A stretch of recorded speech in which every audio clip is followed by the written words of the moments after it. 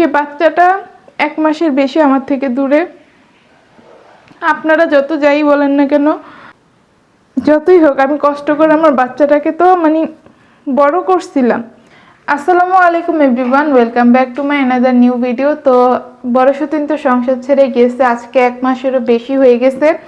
তো রুমটা এইভাবে যেমনেটা তেমনি পড়ে আছে। একদিন শুধু গিয়ে আমি সব কিছু পরিষ্কার করছিলাম, সব গুছিয়ে দিয়ে আসছিলাম। তো আজকে আবারও যাব, কারণ রুমটার কি অবস্থা সেটাও তো দেখতে হবে, তাই না? আর রুমে কিন্তু লাইট জ্বালানো, কেউ আবার বলবেন না যে লাইটটা কেন জ্বালানো। অন্ধকার একটা রুম থাকলে ভয়ঙ্কর লাগবে, এটা যখন হুট করে ঢুকবো। এই কারণে একটা রুমের মধ্যে সবসময় এই রুমটার মধ্যে সবসময় লাইট জ্বালিয়ে রাখি। তো রুমটা ঢুকে আমার অনেক খারাপ লাগতেছে, কারণ আব্দুলের কথা আমার খুব বেশি মনে পড়তেছে। ও যদি থাকতো এখানে, কি সুন্দর করে খেলাধুলা করতো, লাফালাফি হই হুল্লোড়, অন্যরকম একটা কি বলবো এক্সাইটমেন্ট থাকতো। তারপরে এখন ঘরে আমাদের ড্রেসিং টেবিল আসছে, ড্রেসিং টেবিলের সামনে বাচ্চারা তো জানেনি, কম বেশি যাদের ঘরে ছোট বাচ্চা আছে, যে বাচ্চারা আয়না জিনিসটা অনেক পছন্দ করে। আয়না জিনিসটা অনেক পছন্দ করে, আয়নার সামনে নিজেদেরকে দেখতে খুব পছন্দ করে। কি যেন কল্পনা জল্পনা করে। বড় সতীন যে 2-3 দিন ছিল, আব্দুর রহমান কিন্তু আয়নাটার সামনে এসে অনেক মজা করতো। আমার তো দুইজনই, তা আব্দুর রহমান একটু বেশি করতো মাশাআল্লাহ। কিন্তু এখন আমার বাচ্চাটা এখানে নাই। যদিও থাকতো, আমি হয়তোবা এখানে এসে ওকে খাটের উপরে দেখতাম, না হলে এই টেবিলটার উপরে আমি ওকে বসা দেখতাম। ও কি বলবো, আয়নাতে নিজের চেহারা দেখতেছে, হাসতেছে, খেলতেছে, তারপরে এভাবে একটু ধরে দেখতেছে আয়নার মধ্যে ওর নাকটা মুখটা। আমার কি লাগতেছে, আমার মুখ দিয়ে আজকে কথা বাইর হইতেছে না। এতদিন যতই ফটো ফটো করছে আর যাই করছে, কিন্তু আজকে আমার ছেলেটার জন্য আমার খুব খারাপ লাগতেছে। যতই হোক, আমি কষ্ট করে আমার বাচ্চাটাকে তো বড় করছিলাম। সে বাচ্চাটা 1 মাসের বেশি আমার থেকে দূরে। আপনারা যত যাই বলেন না কেন, আমি তো মা। আপনারা খারাপ বলেন, মাকে যতই খারাপ বলা হোক না কেন, যে তুই সন্তানের জন্য কান্না করিস কেন, মায়ের কিন্তু ঠিকই খারাপ লাগে। তা আব্দুর রহমান আমার সন্তান, আপনারা সৎমা বলেন আর যাই বলেন না কেন, ওকে আমি কখনো ওইরকমভাবে দেখিনি। আমি নিজের সন্তানের মতো করেই দেখছি। ও আমার নিজের সন্তানই, আমি ওর দুধ মা, আর কি বলবো এখানে। তো সব কিছু মিলে অনেক খারাপ লাগতেছে। তারপরে এই যে এই পিসিটার সামনে দেখতেছেন, পিসিটার সামনে ও পাগল হয়ে যেত, আমাকে পিসি দাও, আমাকে পিসি দাও। যখন আমাদের ঘরের রঙের কাজগুলো চলে, ওর মাঝখানেই তো পিসিটা ছিল না।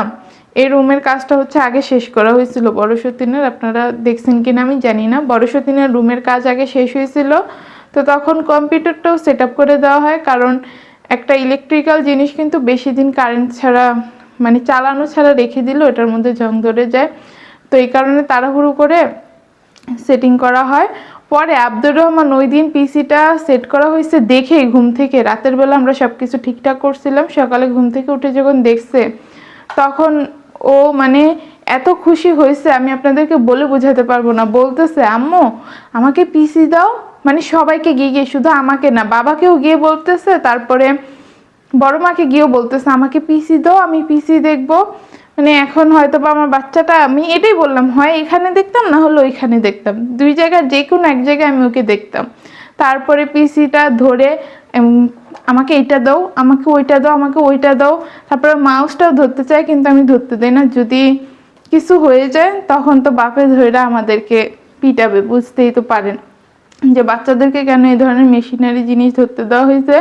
তো ও ঠিক এখানেই বসে থাকতো, আমার তো ওই সাইডে বসে, আর আব্দুল হচ্ছে এই সাইডে বসতো। তো ওর সাথে বসে আমি এইভাবে ঘেঁষাঘেঁষি করতাম, দুষ্টামি করতাম। তো এখন এটা মনে হয় আমার খুব খারাপ লাগতেছে যে আমার বাচ্চাটা এখন আমার কাছে নাই।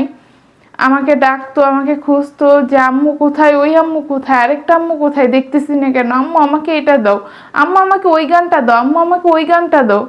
কিন্তু এখন আমার বাচ্চাটা আমাকে এইসব কথা বলে না। আমি খারাপ, আমি কি বলবো, এটাই হয়তো বা আমার প্রাপ্য ছিল সতীনের সংসারে আসার পরে, না হলে এমন কেন হবে। এত শখ করে সতীনের সংসারে আসছি, সুখে শান্তিতে থাকবো, অন্যরকম একটা সংসার থাকবে সব কিছু মিলিয়ে। তো সেই জায়গায় এখন আমাকে সবার ঘৃণার পাত্রী হতে হলো, মানুষের আজে বাজে কথা শুনতে হয়, আমি মা হিসেবে খারাপ, আমি মানে বউ হিসেবে খারাপ, আমি সতীন হিসেবে খারাপ। তো মানুষ যা বলুক না কেন আমি তো সেটা কখনো মানে কানে নেই না। কিন্তু আমার ঘরের মানুষ আমাকে ভুল বুঝতেছে, বড় সতীন কিভাবে পারতেছে এতগুলা দিন আমার ছেলেটাকে আমার থেকে দূরে রাখতে। তারপর ওর কি ওর মেয়ের কথাও মনে হয় না যে আমাদের মেয়ে আমাতুর রহমান, ও তো নিজে হাতে পিঠে করে আমাতুরকে মানুষ করছে, তখন তো আব্দুর রহমান হয় নাই, ওর সব কিছু করছে আমাতুরের। আমাতুরকে ছেড়ে থাকতেছে কিভাবে আমি সেটাই বুঝতেছি না। আমার আব্দুরের জন্য কষ্ট হইতেছে, আমার বুক ফেটে যাইতেছে, ওর কি বুক ফেটে যাইতেছে না, ও কিভাবে আছে যোগাযোগ মানে আমরা করব কিভাবে বলেন। ওর আপনারা বলেন যে যোগাযোগ কি করা যায় না, যোগাযোগ কি করা যায় না, ওর বাবার বাড়ির সাথে তো আমাদের যোগাযোগ নাই অনেক দিন ধরে, ফোন নাম্বার ব্লক করা, তারপর ওর সিমও বন্ধ, তাহলে যোগাযোগটা করব কিভাবে আপনারাই বলেন। ও যদি নিজ থেকে আমাদেরকে কিছু মানে যোগাযোগ করার মতো কিছু যদি আমাকে না দেয় তাহলে আমরা কিভাবে যোগাযোগ করব।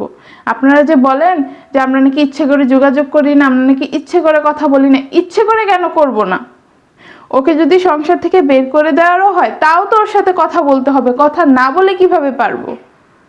সংসারে আনার কথা না হয় দূরেই রাখলাম।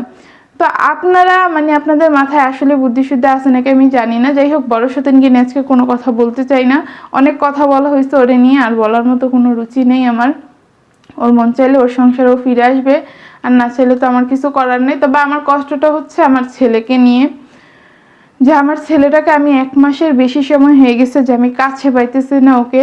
ওকে আমার মন চাইতেছে খুব শক্ত করে আমি আমার বুকে মানে আবজায় ধরে রাখি। যখন কাছে থাকতাম না তখন মনে করেন যে আমি আব্দুর রহমানের সাথে একটু খেলতে গেলাম, আর আব্দুর রহমান একটু দুষ্টু প্রকৃতির, তো আমি ওকে শুধু রাগাতে যেতাম। তখন বড় সতীন শুধু বলতো ওকে রাগায়ও না রাগায়ও না, অথচ বড় সতীন কিন্তু সারাদিনই আব্দুরকে রাগায় দুষ্টামি করে। তা আমিও কিন্তু দুষ্টামি করে রাগাতে যেতাম, কিন্তু আমার বেলা বলতো যে না ওকে রাগায়ও না, ও মানে ওর রাগ বেড়ে যাবে তুমি যদি ওর সাথে এরকম করো, দুষ্টামি বুঝবে না এটা। পরে আমি বলি তুমি তো সারাদিনই রাগাও, তাহলে আমি রাগালে সমস্যা কি, আমি তো দুষ্টামি করো, আমি একটু পরে আবার ওকে আদর করবো, হাসবো, খেলবো, আমি ম্যানেজ করে নিব আমার মতো। আব্দুর রহমান বুঝে যে আমি ওর সাথে দুষ্টামি করতেছি, বলে না না ও বুঝে না, তোমার কাছে মনে হয় যে ও বুঝে। তো এরকম করে ছেলেটারে আমার কাছ থেকে দূরে দূরে রাখার চেষ্টা করতে, আর এখন তো একবারেই দূরে নিয়ে গেছে আমার ছেলেটারে আমার কাছ থেকে। তো যাই হোক, আমি বড় সতীনকে একটা কথাই বলবো যে তুমি প্লিজ চলে আসো, তোমাকে আনতে যাবে 29 তারিখে। আমি বারবার মানে টানা 2-3টা ভিডিওতে শুধু সেম কথাই বলতেছে, তোমাকে 29 তারিখে আনতে যাবে, তুমি প্লিজ চলে আসো। তোমার আলাদা থাকতে মন চাইলে তুমি আলাদা থাকো, কোনো সমস্যা নেই, কিন্তু জানতে তো পারবো যে ভালো আছো, আমার বাচ্চাটা ভালো আছে, আমার বাচ্চাটা সেফ আছে। কিন্তু ওই জায়গায় তুমি বাচ্চাটারে কিভাবে রাখতেছো, ঠিক মতো সবকিছু করতে পারতেছো কিনা, মানুষের বাড়িতে মানুষজন তোমার বাচ্চার দায়ভার নিবে নাকি, একটা বিষয় আছে তো, যে ছেলের ভরণ পোষণ দিবে নাকি। তুমি না হলে বড় মানুষ, তুমি যেভাবে সেভাবে চালিয়ে নিতে পারবা, কিন্তু একটা বাচ্চার তো অনেক কিছু লাগে, জামা কাপড় থেকে শুরু করে খাওয়া দাওয়া সবকিছুই বাচ্চাদের অন্যরকম হতে হয়। তো মানুষের বাড়িতে থেকে কি এসব সম্ভব নিজের বাড়ি ছাড়া? তো এই কারণে তোমাকে আমি বারবার বলতেছি যে আমার সাথে যদি তোমার সংসার করতে মন নাও চায় সমস্যা নেই, কিন্তু তুমি আসো প্লিজ। তোমার অন্য জায়গায় ভাড়া বাসা নিয়ে থাকবা তুমি, সেটাও থাকো, তাতেও কোনো সমস্যা নেই, কিন্তু তুমি আসো। আমরা জাস্ট মানে একটু চিন্তামুক্ত হই যে না আমাদের মানে আমার সতীন ভালো আছে, আমার বাচ্চা ভালো আছে, শ্বশুর শাশুড়ি জামাই চিন্তামুক্ত হোক যে না আমার বউরে তো আমি সেফ রাখতে পারছি। কিন্তু মানুষের বাড়িতে থেকে যোগাযোগ বন্ধ করে, এটা তো আর আমরা জানি না কিভাবে কি আসো। তো আমার ছেলেটার জন্য আমার খুব খারাপ লাগতেছে, তোমারও হয়তো বা আমাদের জন্য খারাপ লাগবে না এমন তো কোনো বিষয় না, এত খারাপ মানুষ তো তুমি এখনো হও নাই যে মেয়ের জন্য খারাপ লাগবে না। তো ভিডিওটা এখানেই শেষ করতেছি, তাড়াতাড়ি বাড়িতে চলে আসো, কোনো ধরনের আর নাটক সাটক না করে। তো ব্লগটা এখানেই শেষ করতেছি, আল্লাহ হাফেজ।